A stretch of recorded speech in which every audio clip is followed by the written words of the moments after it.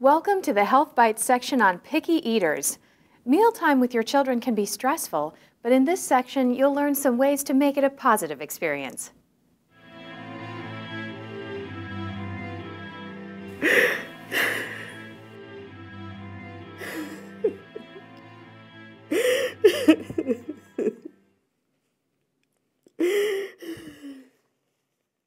I'm going in.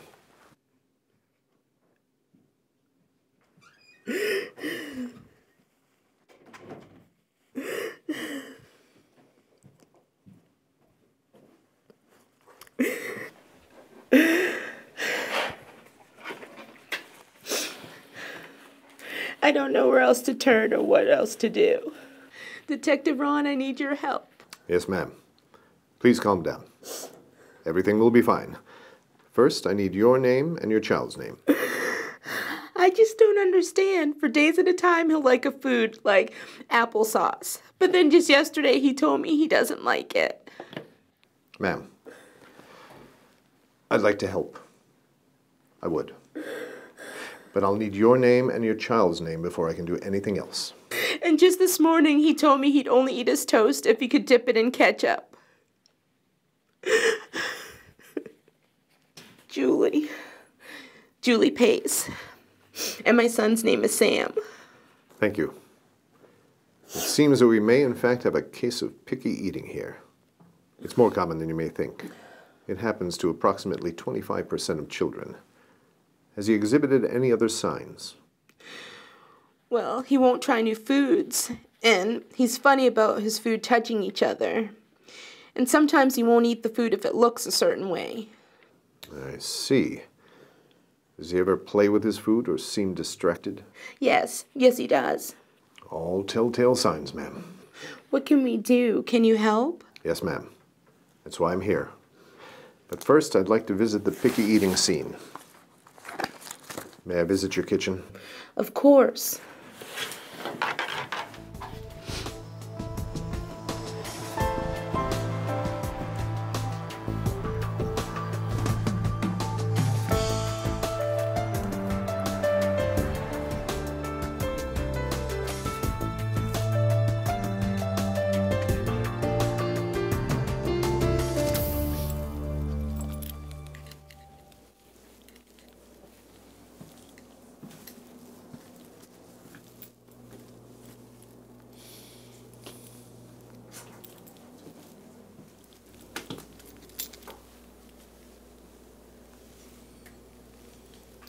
Sam doesn't like the brown food, I see.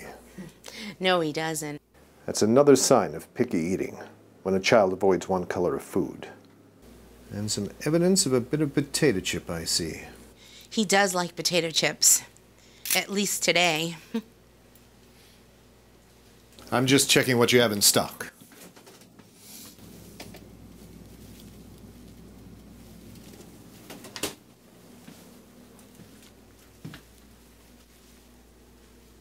Where's the fruit?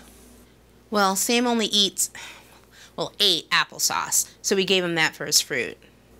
Ma'am, it's important that a child get food from all the food groups during the week.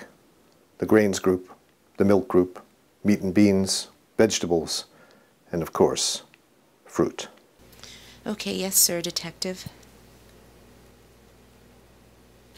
Salty. I beg your pardon? You put salt on this, didn't you? Yes, I did, yes. It's how Sam likes it. Ma'am, a healthy meal can become unhealthy with just the flick of a salt shaker, a stick of butter, or a spoonful of sugar.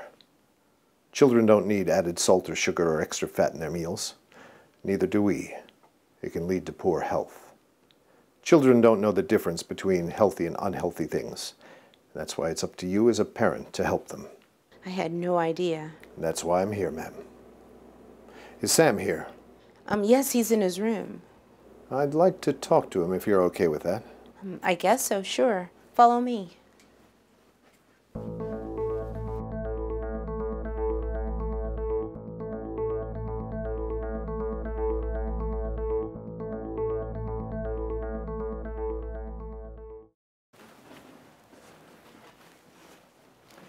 Hi, Sam. I'm Detective Ron from the Special Eating Unit. I'd like to ask you a few questions, if that's okay. Good. All right. Sam, has anything new happened in your life? He's starting a new preschool. Ma'am, if you don't mind. Is that true, Sam? Ah. And how do you like your mom's cooking? I burn it. She burns it? All the time? Or just sometimes? There's something. Oh, just sometimes. All right, and what happens if she cooks something you don't like? What happens then? Do you get something else? Very interesting. Well, thank you, Sam. That's all the questions I have. You did a great job, son. Thank you.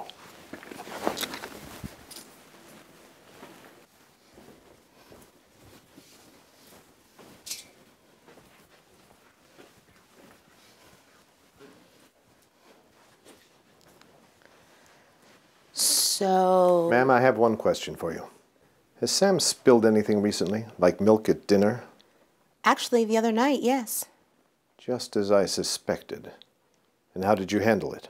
Well, I told him if he couldn't handle the cup like a big boy, I'd have to take it away from him. So that's just what I did. Ma'am, I understand why you took the milk away. But you have to understand, spills and messes are all part of mealtime. Children are still learning to use their utensils and cups. My suggestion to you is to clean up and get right back to the meal. Keep it as low stress as possible. Okay. Yes, sir.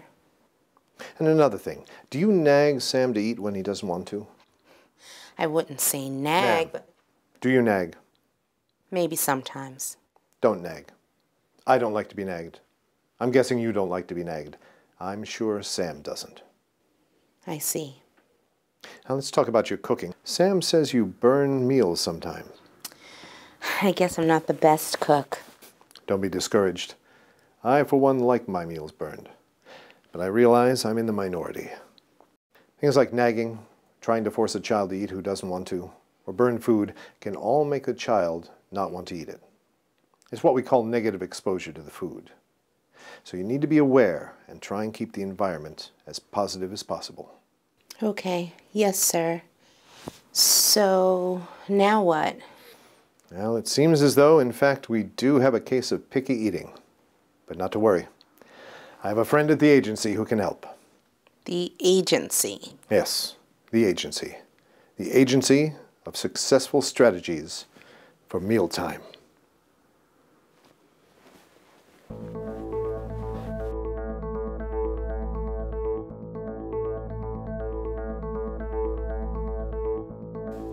Agent Bauer? Hi, Julie. Please call me Kara. Detective Ron mentioned you'd be coming. He said something about a code purple. Here at the agency, that's picky eating. Yes, my son Sam is experiencing a bout of picky eating. Not to worry. Detective Ron faxed over his notes. Looks like Sam avoids certain colored foods, plays with his food, is distracted at times, among other things. Did Ron talk to you about the nagging? He did, yes. Of course he did. I like to nag him too. Really gets on his nerves. Anyhow, these are all telltale signs of picky eating. That's just what Detective Ron said. So here's what we're going to do. I'm going to tell you about the 3 R's. Routines, role models, and relax and have fun. Once you master these, you'll be well on your way to a much more positive mealtime experience. May I? Absolutely. So first, routines.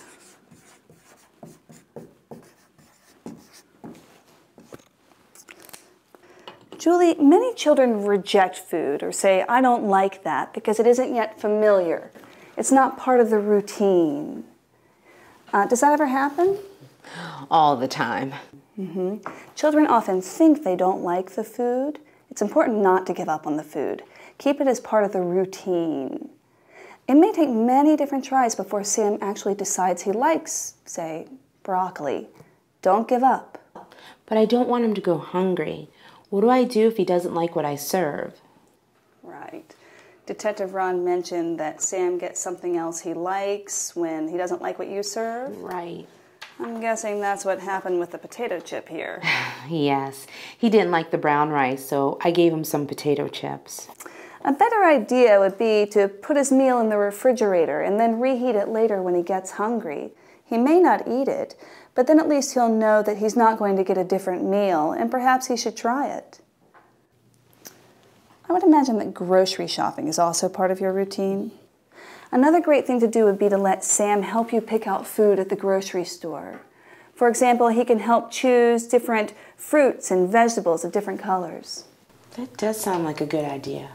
And then you can serve the food he picks out at dinner each night. This leads to what we call positive exposures. The more positive exposure, the better. Detective Ron mentioned that Sam just started at a new school. Yes, he was very nervous. I imagine that this is a pretty big change in Sam's routine. I know I don't like change. Often picky eating can be the result of changes to the normal routine like this. For example, spending long periods of time away from parents, having someone new come to visit, starting at a new school, and so on. I see. So starting a new school is probably playing into the behavior. Routine is important. What about role modeling? Role modeling.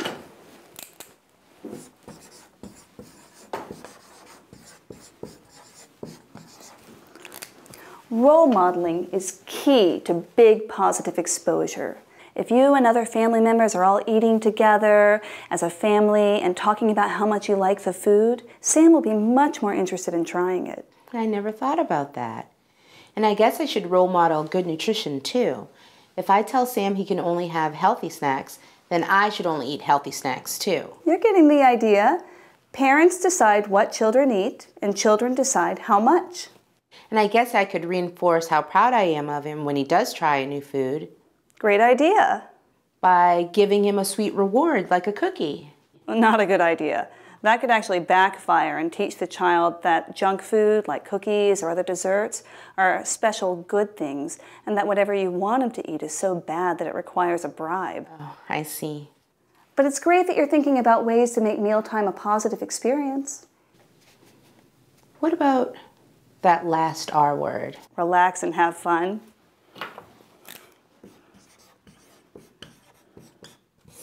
This is my favorite. A great way to make eating fun is to have the child help you make it. For example, you can make sandwiches into different shapes, or you can make healthy pizzas with faces made out of toppings. That does sound like fun. Or Sam can help you mix things while you hold the bowl, or he could press the dough for pizza. The list goes on and on. The important thing is to make sure that whatever he's doing is age appropriate, and if he's involved in making it, he'll be much more likely to eat it. Thank you so much. Absolutely. I hope this helps. It was nice meeting you. Thank you.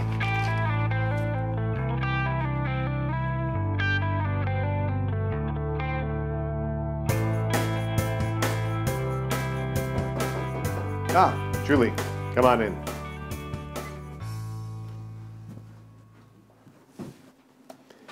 Well, it's been a week since we last spoke. How's it going? It's going pretty well. I'm seeing some positive signs, and I'm working on being a good role model and making sure mealtime is a positive experience. Yes, ma'am. That's good to hear. Not all of these strategies are easy, nor do they work for everyone. And they don't fix things overnight. Correct. Now, I don't want to nag, but the best thing you can do is to continue to implement some of these practices we talked about. Keeping your cool and putting up with a few minutes of fussing is much better than worrying about an unhealthy child. Would you agree? Yes, Detective Ron. Well, it's another case closed. If you have any questions, I suggest talking to your healthcare professional or visiting your local WIC office. Thank you, Detective. And Julie, Sir? if you ever feel like cooking me some burnt food, you know where to find me. Thank you, Detective. My pleasure, ma'am.